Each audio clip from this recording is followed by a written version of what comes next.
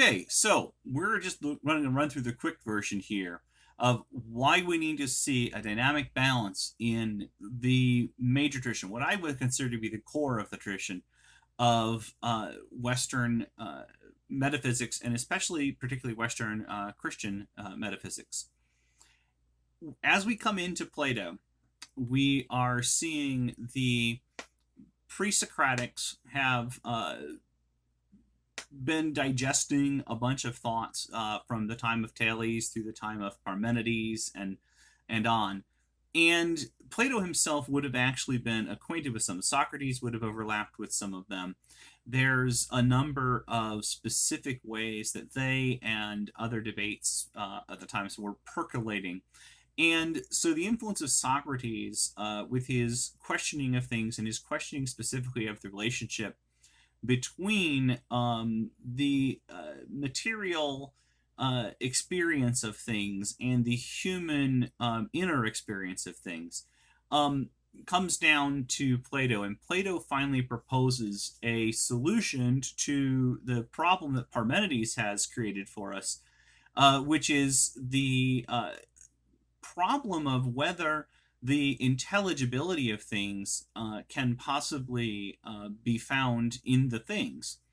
The classic problem for Parmenides is that you can't speak of what is not, and therefore you can differentiate things from each other in a kind of a temporary way, but how are you going to differentiate them absolutely from not being that thing?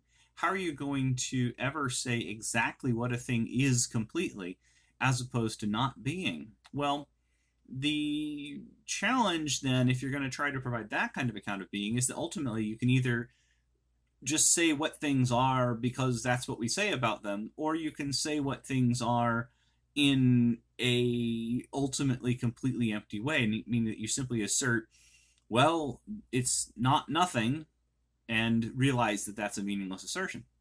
Well, so Plato overcomes this by insisting that intelligible form, that something about a thing is apparent to the intellect, and that something else is apparent to the senses, but that something unites those.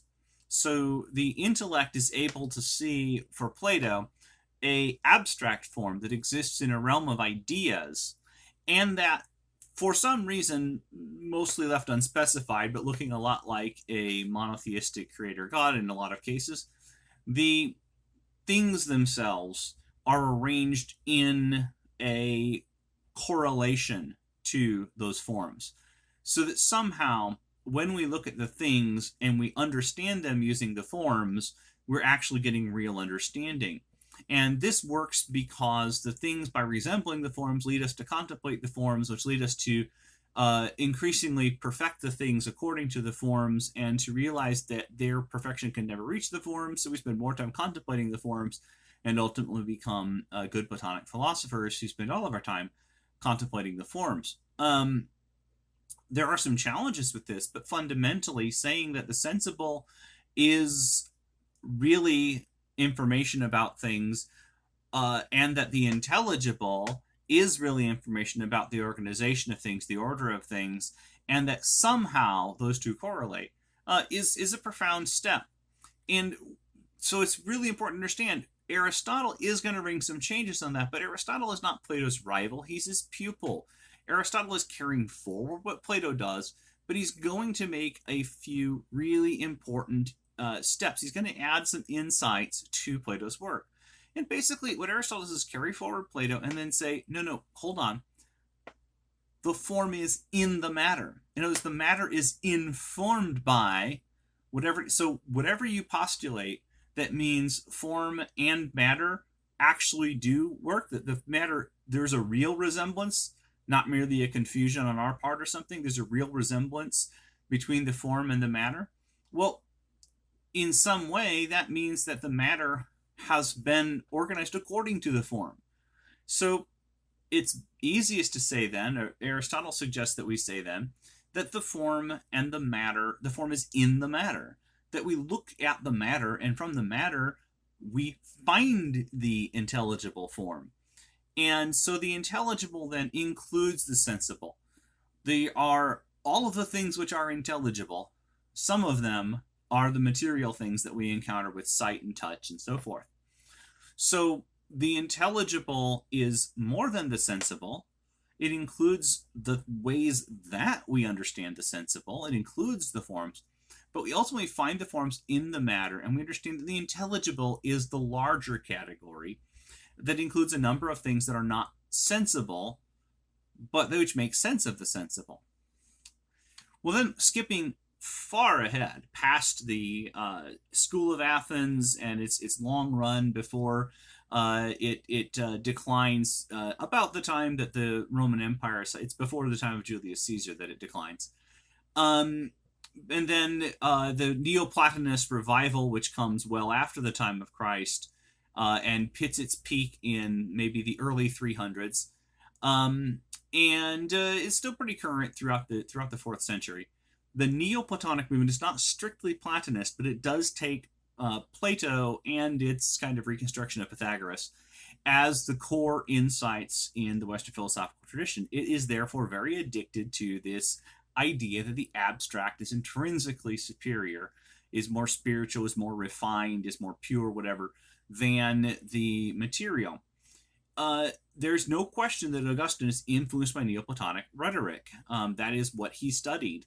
And he was misled into being a Manichaean, which is a very extreme form of dualist, that actually says the material is evil and can't even be touched by the pure and the good in the realm of forms, which is also the realm of the spirit, which is also the realm of God.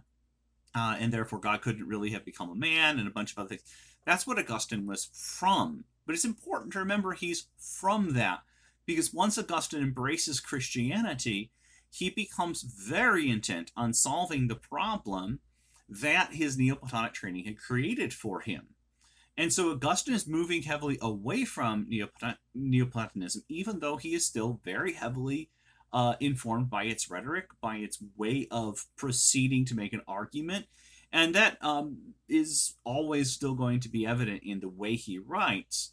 But he's moving a different way, because what happens is, with Christianity and its insistence on the incarnation, he knows he has to be able to find a way that the things themselves participate in the spiritual and in the intelligible. And he finds this in a classically Christian way through the unity of words and things. He thinks about how the word and the thing are related and how they're different, how words are about things, but then how things already mean something. So a word is a thing in that it's moving air, it's ink on a page, but a word is a thing whose main function is to mean something else. Words aren't mostly about words. Words are mostly about things that aren't words. In much the way that Aristotle says the intelligible is considerably more than strictly the sensible, but it's not completely unrelated to it, because the intelligible form is in the sensible matter.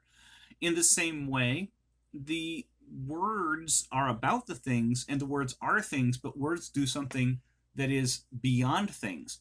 But the things themselves are already capable of this significance. And so, because of that, if things already mean something, Augustine is going to plug into his in Christianity here and go, okay, now, that's because there's a creator God who not only creates things in a way that are going to be important to him and to the beings he creates, but he creates things in a way that allow the beings he creates to share their understanding, to receive understanding, even of things they have not yet understood themselves. And so words and things, the relationship between the creation as significant and language as a feature of the creation which is significant, this reflects this idea that the matter contains the intelligible form, that the intelligible form is in the matter informing it, that we look at the matter to discover the form, but that the intelligible is really the larger category, that the intelligible includes the sensible, that there are more things, as it were, in heaven and earth than are written in your philosophy. That leads us then to someone, again, who people tend to mistakenly play off against Augustine, as though Augustine versus Aquinas was a decision you have to make and you can never choose both. This is, of course, something that Thomas Aquinas would have rejected as firmly as Aristotle would have rejected the idea that you should learn from him and ignore Plato. It just wouldn't have made sense to either of them. Thomas Aquinas, of course, famously refers to Augustine as the theologian. Every time he says the theologian in his writing, he means Augustine. He's going to quote Augustine.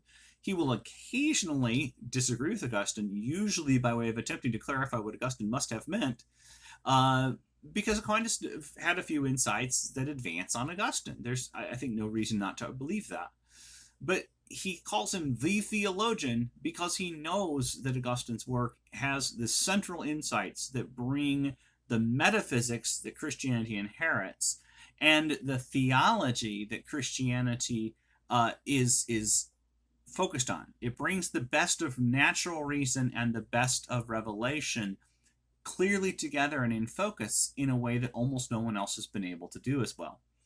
Well, Thomas Aquinas then takes Augustine and Aristotle, because Aristotelian learning, this thing that would have been in the background for Augustine but had been missing from a lot of people who read Augustine over the next few hundred years, Aquinas is now familiar with a lot more Aristotelian learning, and so he's able to take Augustine and bring out of him a lot of things that make sense when you have the Aristotelian metaphysics to work with.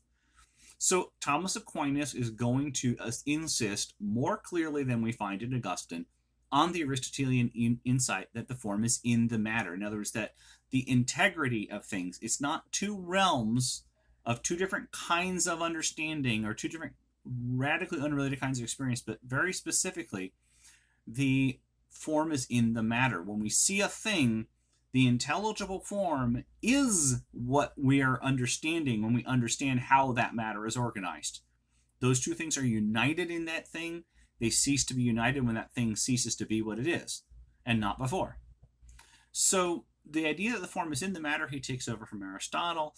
But then from Augustine, he brings forward the profoundly Christian insistence that because a creator made things good and made things good for humans like us, those things are already significant.